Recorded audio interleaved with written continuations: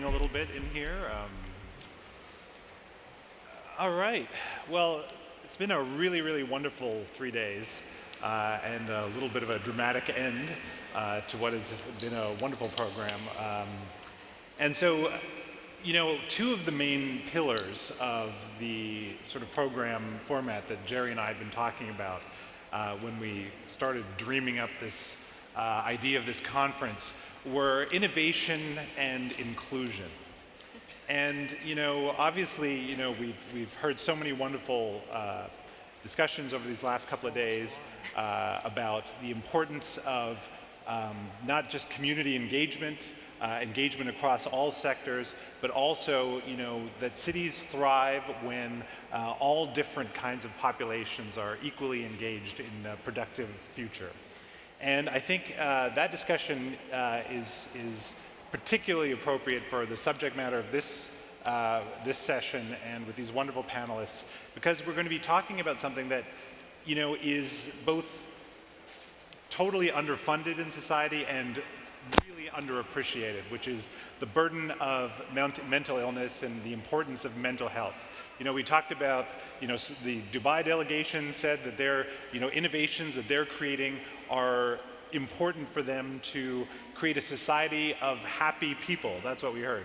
Dan Doctoroff talked about innovations being, you know, technology being secondary to the well-being of the population.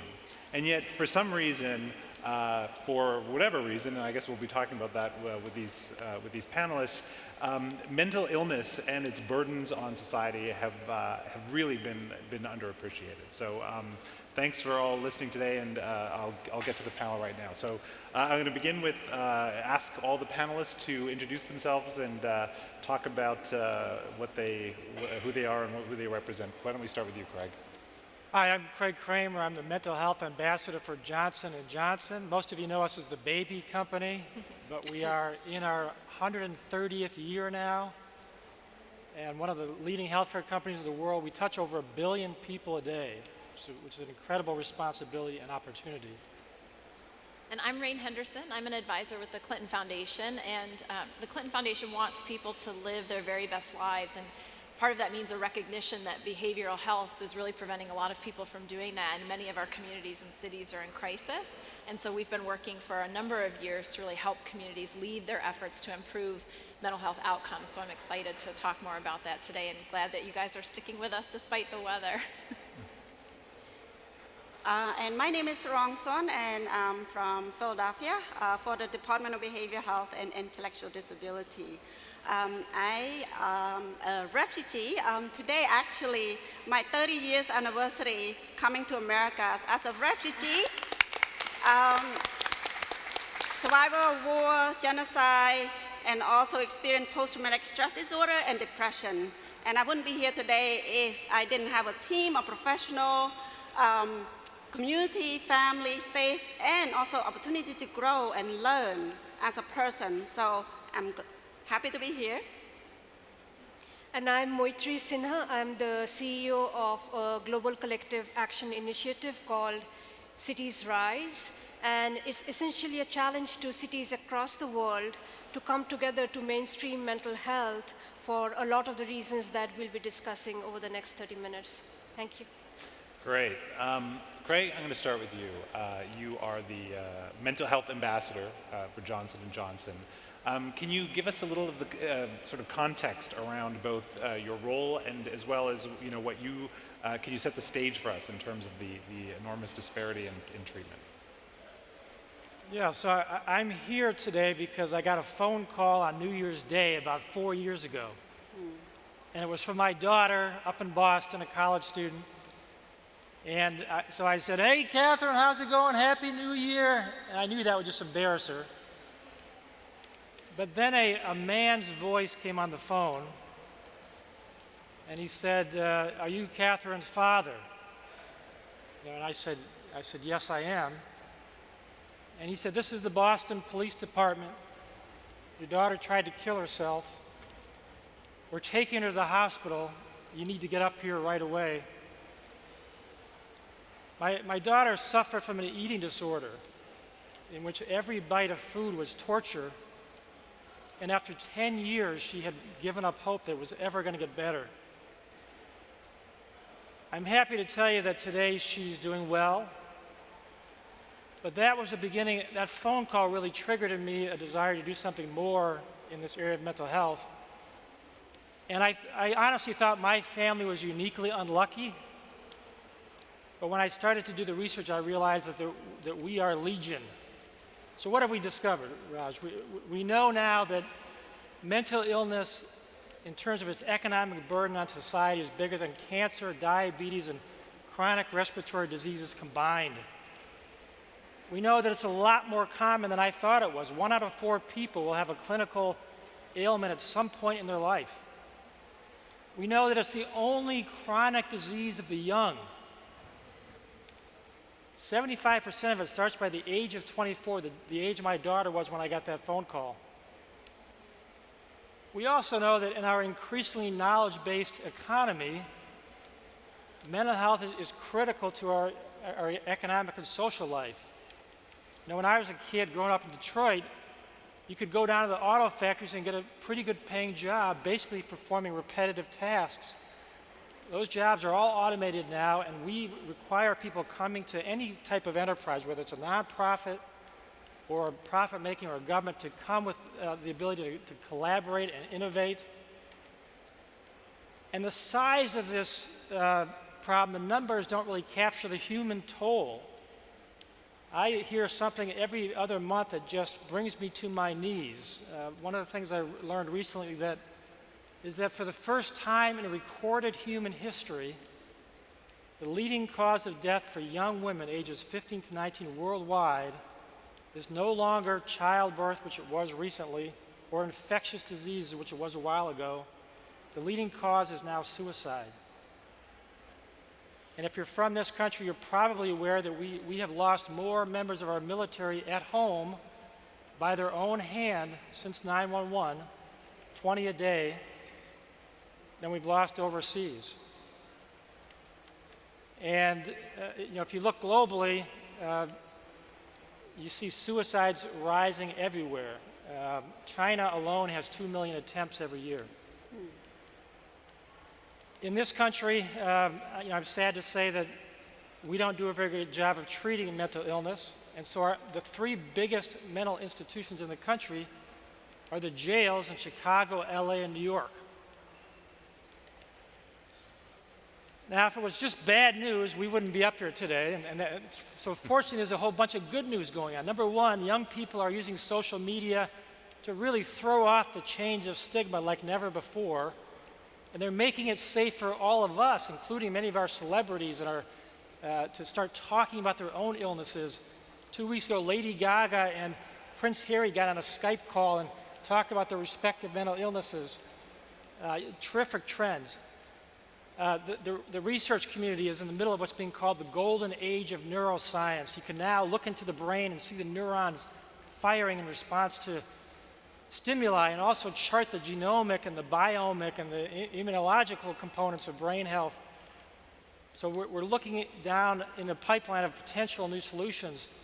And it's not just traditional medical companies, it's the technology companies that are getting involved. So this phone that brought me bad news may soon be able to predict and preempt mental illness. How is it going to do that? Well, number one, it knows how many steps I take.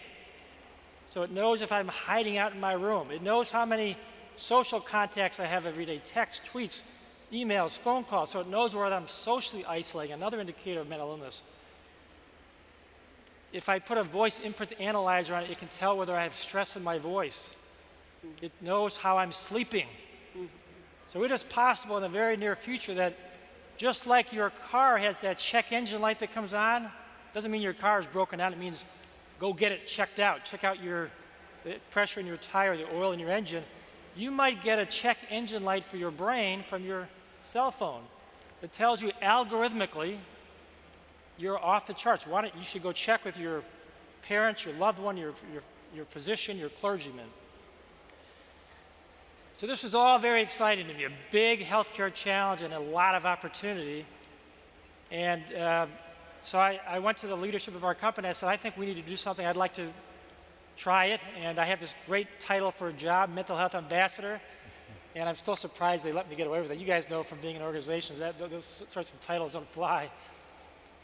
But I spent a year going around the world and listening to people about what we could do to help transform mental health care worldwide. And we heard two things, basically. One is that we don't want more pilot projects. It would be a waste of Johnson & Johnson's resources and reputation to create another pilot project. We know what works, they told us. End stigma, raise awareness, provide early treatment, early intervention like you do with any other disease. Don't wait till it gets so bad that the person's in the street. Integrate care, make sure that care is covered by insurance, which it often is not, and really take advantage of the research. We know what works. What is missing is the leadership to get this major health issue, the major health issue of our generation, on the agenda. And the rest of the people here are going to tell you how we're doing it. Johnson & Johnson is delighted to be partnering with them. But I think our vision is that mental health, because of the scale of it and the impact of it, needs to be on the agenda just the way that global warming is, just the way that Ebola was. Ebola killed 10,000 people, and that's a tragedy. In the United States alone, we lost 40,000 people that same year to suicide. So I'm going to let you all tell us how it's done and why cities are the ideal place to do that. So thank you guys for letting me be on the stage with you. Well, Rain, I think the really interesting thing is that there isn't a person in this room whose life hasn't been touched by a mental illness in some way or another. And that means that the solutions, therefore, aren't just isolated solutions. They are collective solutions. So maybe you can tell us a little bit about what the Clinton Foundation, how they're dedicated to creating these collective solutions. Yes, thank you. So to that exact point, so the Clinton Foundation has a number of different initiatives and programs that have a focus on behavioral health as part of that work. But I'll talk, primarily about our work in the United States, in communities and in cities. A lot of what we traditionally have done is what we called systems change work at the national, community, and institutional level. So really looking at some of these large, seemingly intractable issues like improving behavioral health outcomes and figuring out what are the national levers that you have to press simultaneous to those at the community and institutional level to have real meaningful change, to bring action to scale. And we started learning a number of years ago, even with our communicable disease work on HIV/AIDS, that was global, that we weren't going to get very far if we didn't have behavioral health integrated, that we could only do so much to get people treatment to try to prevent the disease, but if we weren't bringing entire families together, if we weren't talking about the mental and behavioral health consequences, we were not going to sustain the good work that we have seeded. So from there, we moved on to sort of really having what's now known as sort of collective impact and collective action models of working with communities and cities, because what we know and what the research endorses is that cities and communities, while they have to work within a national and a global framework, they know best what their needs are, what their resources are, what their gaps and opportunities are, but quite often what they didn't have was a neutral convener who could come in and help bring unlikely partners, non-traditional partners, create a space where everybody could have a conversation about what the priorities are and everybody could look through a comprehensive lens. So we've been doing that work in the United States for over 11 years on predominantly chronic disease improvement. And we started to realize about 5 years ago that we absolutely had to make an explicit commitment around the integration of behavioral health. Why did we realize that? The data and the trends were alarming. So I don't know how many of you have, if you've ever looked at health maps, if you typically look at a map on obesity or diabetes, most of the chronic diseases, they trend very similarly. When you start to look at how the disease of addiction and stress and anxiety and suicide and self-harm, how they're proliferating across the country and across the globe, it looks radically different. It looks radically daunting. So diabetes and obesity, the map gets like really, really dark and concentrated as you go towards the southeastern part of the United States.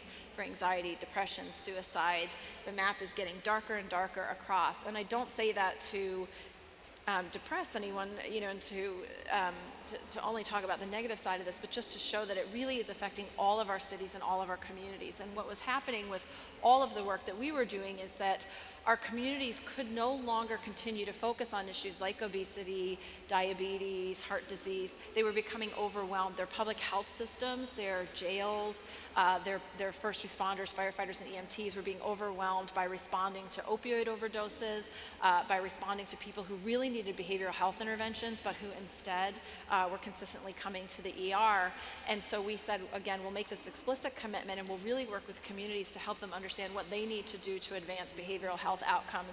And we've seen amazing things happening, and technology has certainly been a terrific tool. In Houston, for example, and we've seen this in many other communities around the country, the ability to use technology and telemedicine, which is one of those things that if you've worked in health, is, it's been the promise, that's going to deliver us into good health for decades, and it really just hasn't found its traction until people realized that it was a phenomenal tool for mental health treatment and diversion from ER. So in Houston, they've been using what's known as the ETHAN program.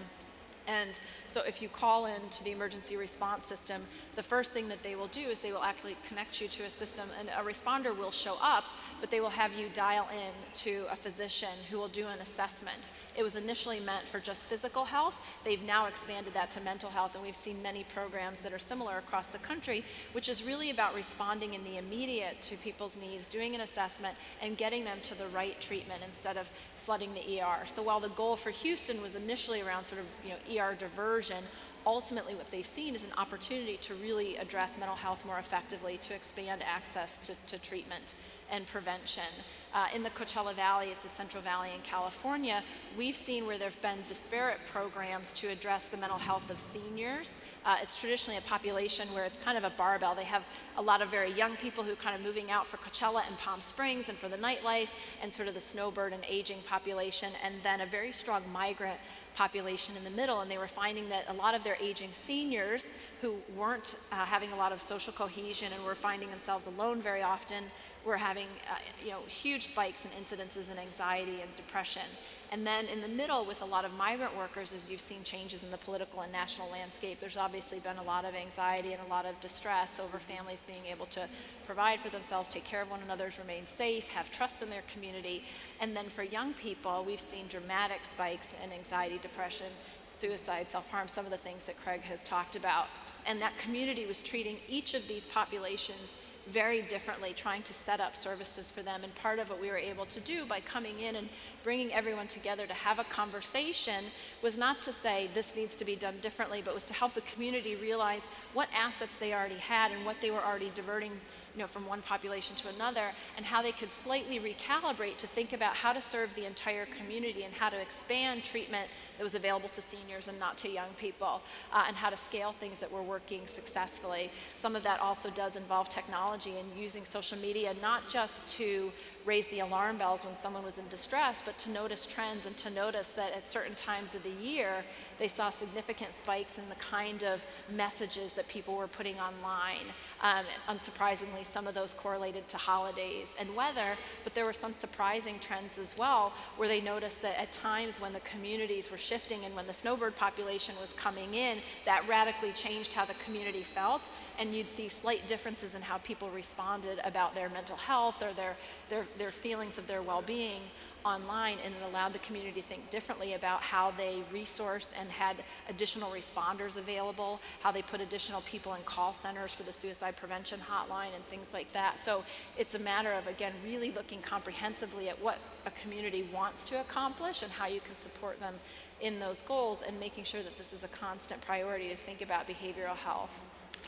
Well, just to pick up from Ren, so she mentioned about how we have to work across systems and across sectors, and how we can assess and assist community.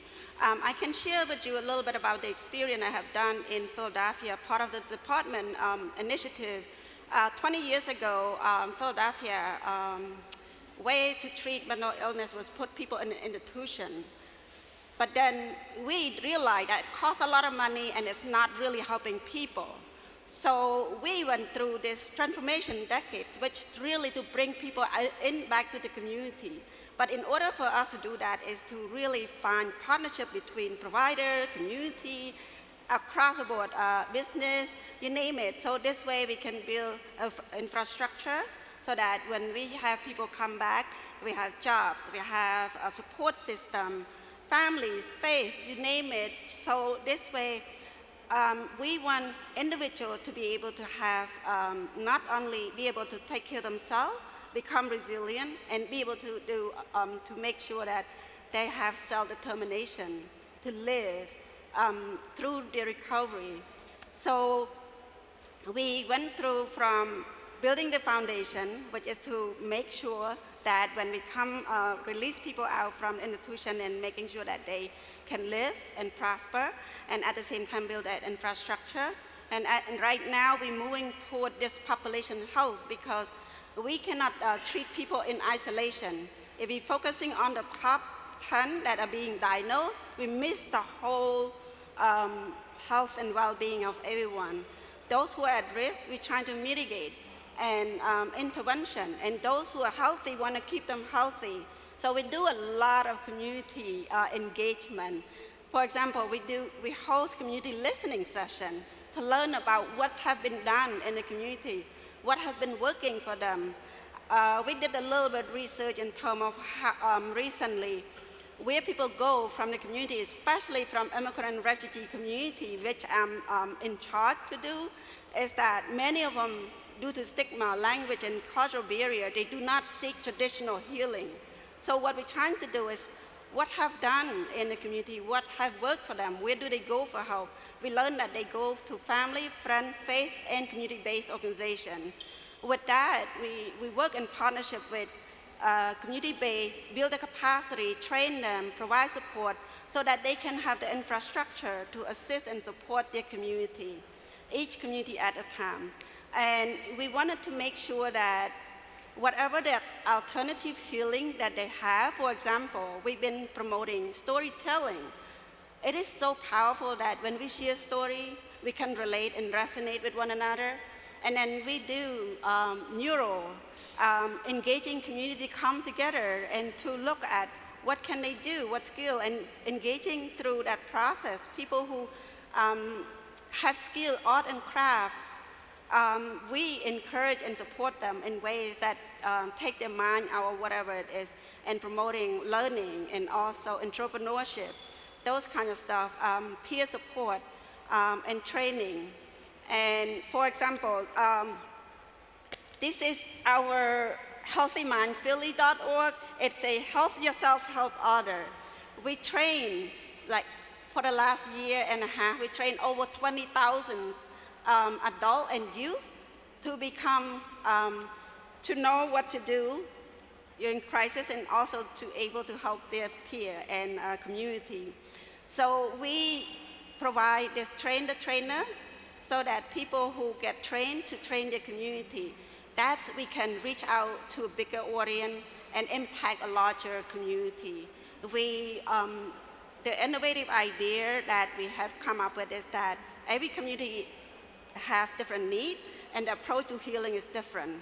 What can we do to understand and to capitalize on what already exists in the community, and how we can support them, empower them, and build their capacity, and be able to bring them up and be able to live in a harmonious way in the community. So our goal moving forward is how to keep everyone healthy.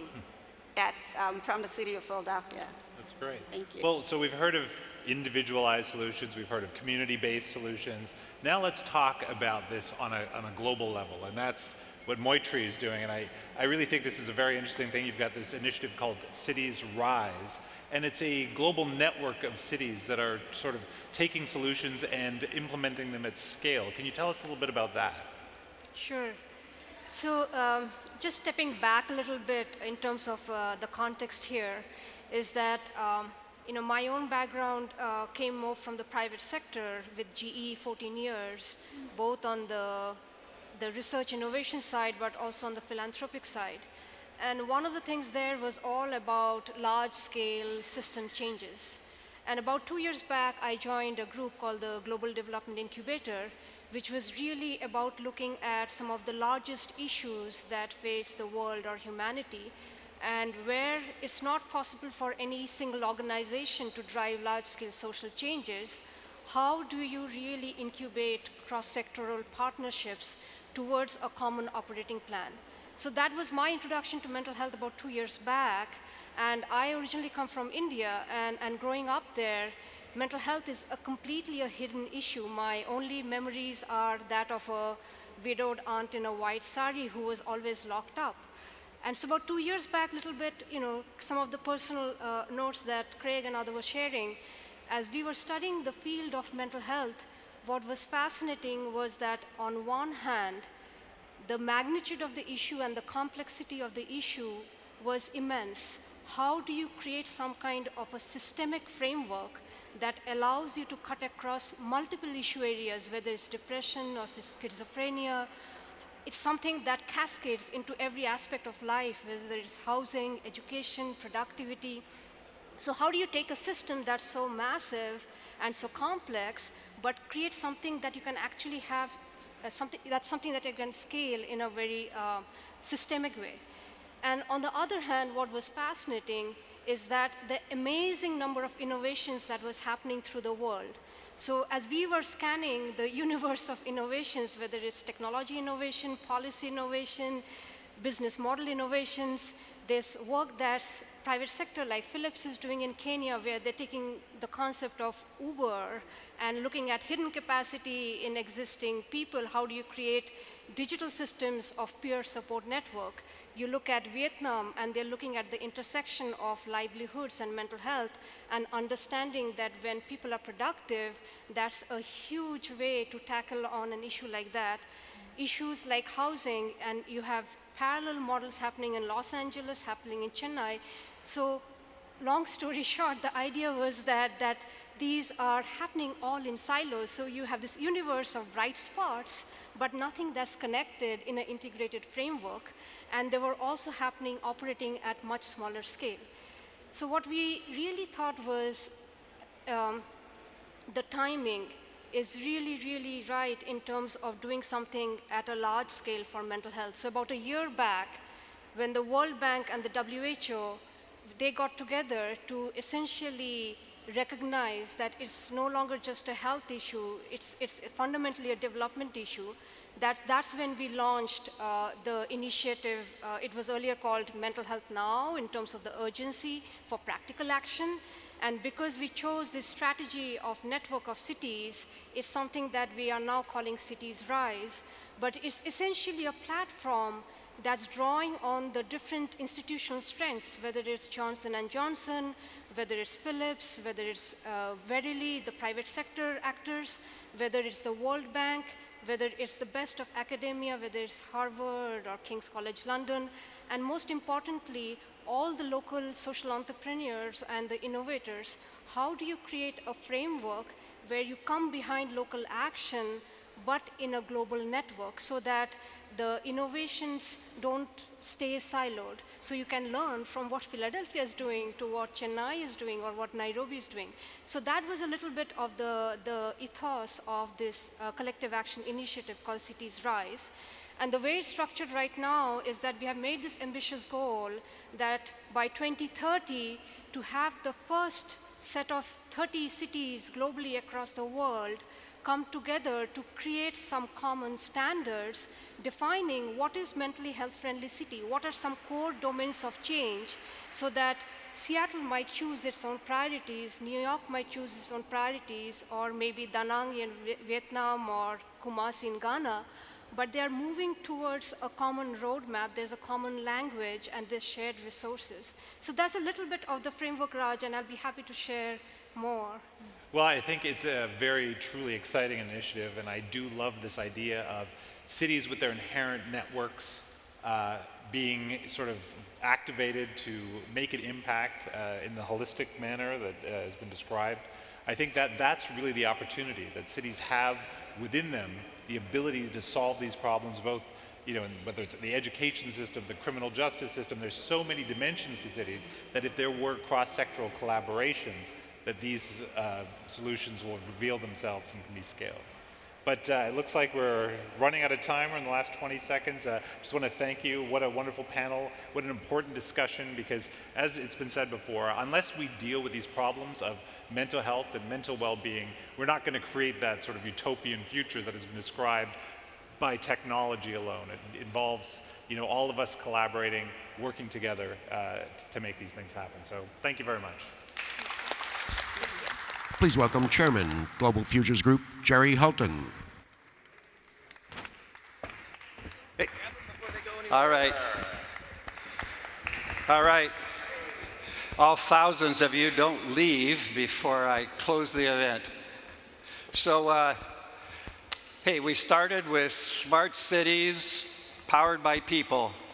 And to do that, we organized town hall meetings and had the whole city come in month after month and tell us what to do. And this is what they said to do, is engage everybody, including this last event. Think of it, mental health and smart cities, techno and mental health joined together.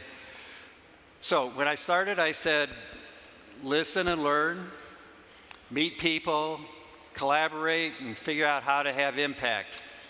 So I hope that last piece is beginning to form in your mind, which is what impact are you going to have on this city or your city around the world? You've got the tools, you've got the friends, you've got the support of everyone that's here.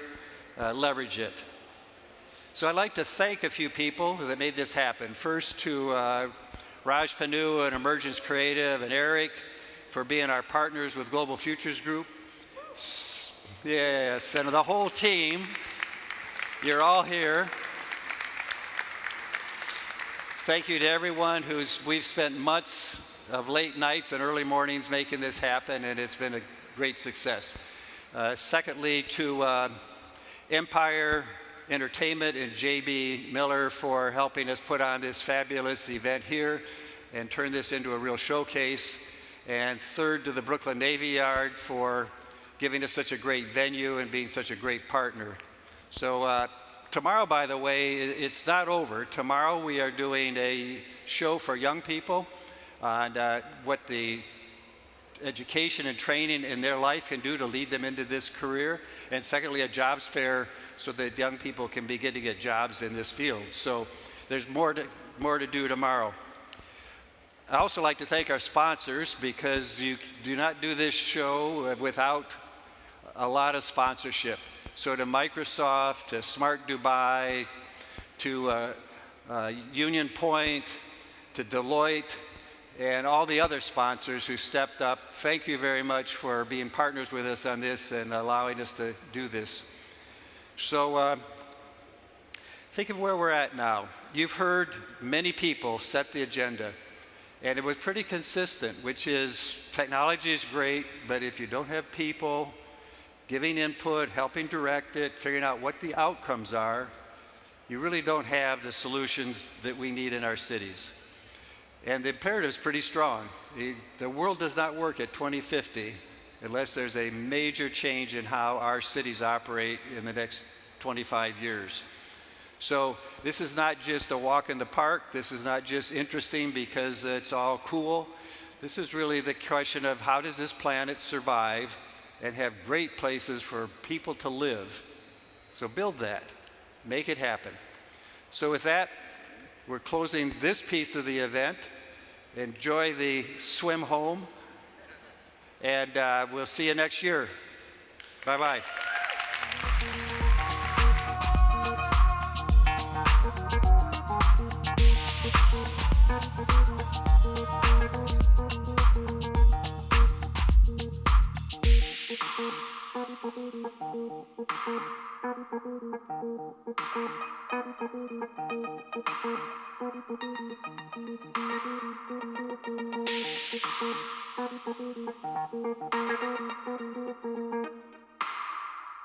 Will you